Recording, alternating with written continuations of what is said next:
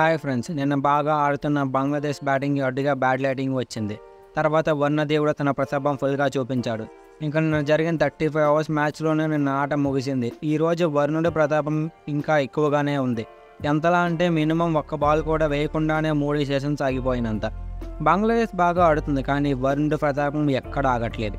రేపు భారీగా వర్షం సూచనలు ఉన్నాయి. కాన్పూర్లో మ్యాచ్ డ్రాగా ముగిసే ఛాన్సెస్ ఉన్నాయి.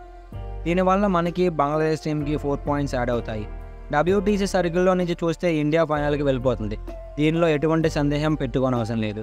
ఆ 4 పాయింట్స్తో మన పాయింట్స్ 90కి చేరుతుంది. మన PCT రేషియో హైయెస్ట్ ఉంది. కంపేర్ చేస్తే సెకండ్ ప్లేస్లో ఉన్న ఆస్ట్రేలియాకి మనకి 9 PCT రేషియో తేడాగా ఉంది. వేరాజ్ బంగ్లాదేశ్ మొదటి టెస్ట్ మ్యాచ్లో ఓడి 6th పొజిషన్లో ఉంది. ఈ మ్యాచ్ డ్రా అవ్వడం వల్ల మనకన్నా బంగ్లాదేశ్ వాళ్ళకి ఎక్కువ నష్టం. ఎందుకంటే కొంచెం గట్టిపోటుతోనే ఉన్నారు వాళ్ళు. గేమ్లో టై చేసుకున్న వాళ్ళ PCT రేషియో మెరుగవుతుంది. బట్ ఆ ఛాన్స్ కూడా లేకుండా పోయింది వాళ్ళకి. మిగిలి ఉన్న అన్ని మ్యాచ్ల్లో కసిగా ఆడి గెలిస్తే తప్ప WTC ఫైనల్కి బర్త్ కన్ఫర్మ్ చేసుకోలేరు. ఇది కొంచెం ఇంపాసిబుల్ టాస్క్. వేరేజ్ మనం ఆల్రెడీ WTC ఫైనల్కి ఫేవరెట్గా ఉన్నాం. మనకి ఎలాంటి ప్రాబ్లం ఉండదు. కాకపోతే మ్యాచ్ ప్రాక్టీస్ పోతుంది. వర్షం ఎక్కువగా ఉండటం వల్ల కవర్స్ మీద కూడా వాటర్ ఉంది. అది తీయడానికి కొంచెం ఇబ్బందిగా అవుతుంది. చూద్దాం రేపు అయినా వరుణుడి ప్రతాపం తగ్గిస్తాడో లేదో అని.